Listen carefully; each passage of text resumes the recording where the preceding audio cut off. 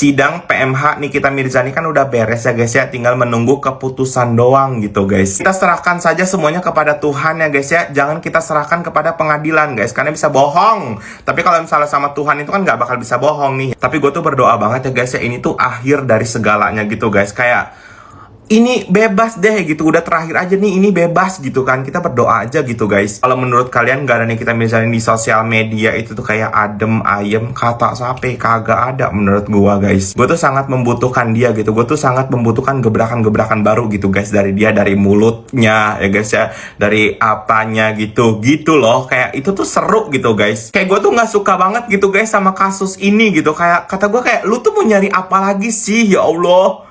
Kebenaran udah ada depan mata ya guys ya, udah saksi, udah ya Allah kata gue udah berpuluh-puluh gitu guys, tapi tetap aja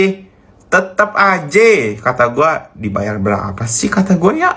Gue pengen jadi kaya raya banget deh, doain ya guys ya, biar gue juga bisa ngebeli juga. Terus kenapa Anda beli punya Anda? Saya tidak mau ini. Terlihat bahwa ibu saudara milik saya, akan tetapi produknya menggunakan produk PT Tidak, yaitu Libertin.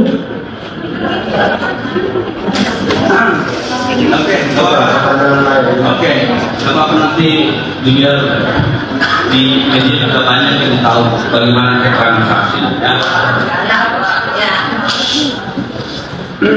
Oke, saya mau tanya, di dalam BAP ada terdapat tulisan voucher bundling. Ya. Nah, voucher ini berkaitan dengan apa voucher itu?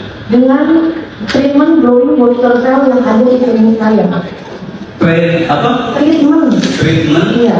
Dan dari tadi izin yang mulia juga bisa menjelaskan bahwa glowing booster cell memang akan tetapi penasihat hukum selalu mengatakan bahwa itu produk yang baik. Oke, izin yang mulia saya bisa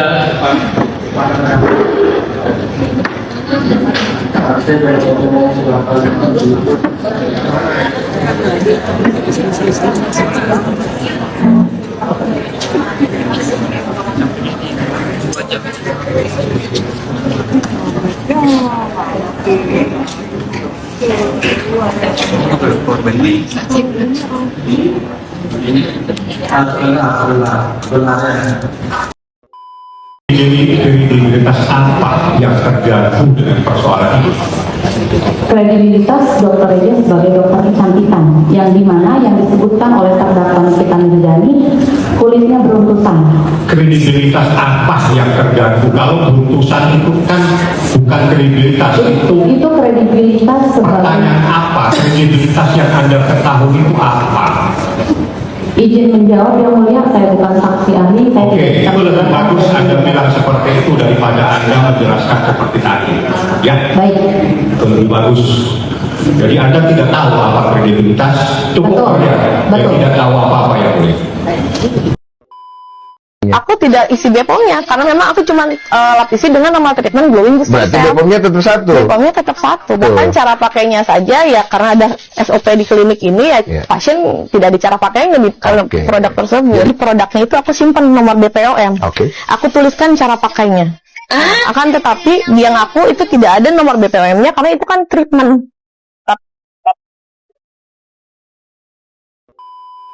Nggak heran kalau ada yang berkomentar Bang Densu sampai mendelik mendengar jawaban dari RG. Jadi ada cara pakainya atau tidak? Di awal katanya tidak ada cara pakainya dan dalam sepersekian detik jawaban DRG bisa berubah. Jadi yang benar yang mana? Ini bukan hanya narasi atau fiktif, tapi nyata terjadi di podcastnya Denny Sumargo. Hanya dalam sepersekian detik jawaban DRG berubah seketika. Dan tidak hanya ada satu perubahan statement dari DRG dalam sepersekian detik, tapi ada dua. Saya tidak isi BPOM, tapi saya lapisi stiker sesuai dengan nama treatment saya, Glowing Booster Cell. Kalau soal cara pemakaian, saya tidak cantumkan karena sudah tersedia SOP di klinik, Standard Operational Procedure di klinik. Pernyataan pertamanya begitu, tidak dicantumkan cara pakai treatment tersebut karena sudah ada SOP di klinik. yang mana pasien hanya tinggal membawa voucher dan nanti mereka akan diarahkan di sana. Dan dalam sepersekian detik statementnya tiba-tiba berubah. Produk tersebut, produk jadinya. Tadi katanya treatment, glowing booster cell adalah treatment. Tapi dalam statement kedua, produk tersebut saya simpan nomor BPOM-nya dan di situ saya tuliskan cara pemakaiannya. Jadi yang benar yang mana, RG? Produk atau treatment? Cara pemakaiannya saya tulis. Anda tuliskan atau Anda tidak tulis cara pemakaiannya. Kalau seseorang yang statementnya berubah dan tidak konsisten, itu artinya apa? Maka nggak salah kalau pemilik akun Ortgacil memberikan narasi bahwa DRG blunder sendiri. Jadi ada cara pakainya atau tidak?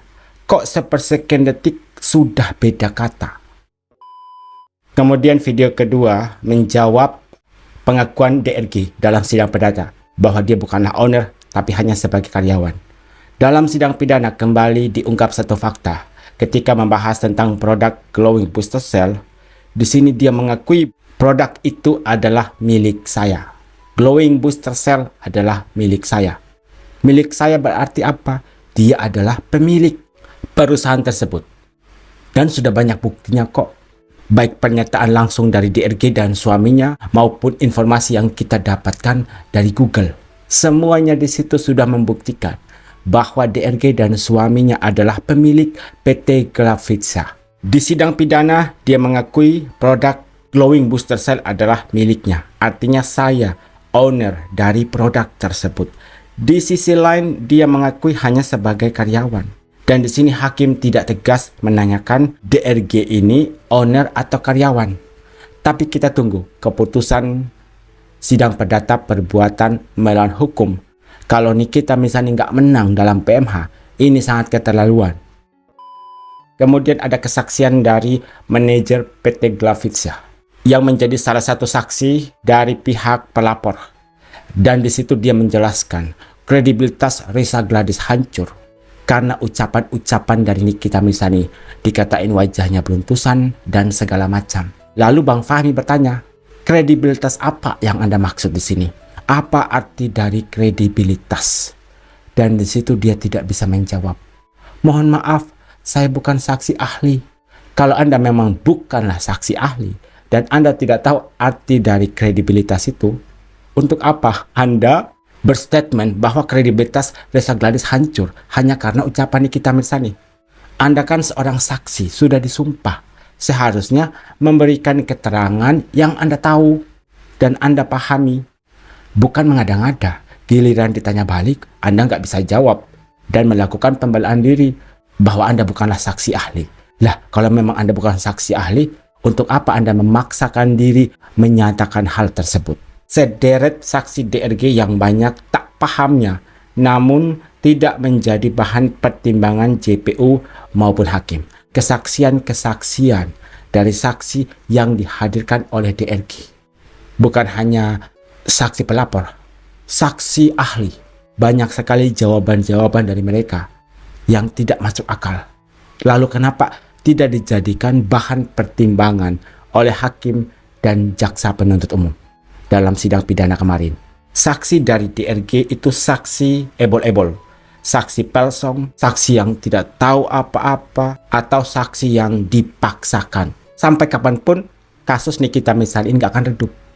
Karena apa? Ya kejanggalan-kejanggalan itu yang membuat kasus ini masih menjadi bahan pembicaraan masyarakat umum.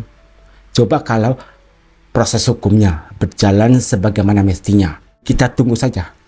Kebenaran pasti kok akan menemukan jalannya sendiri.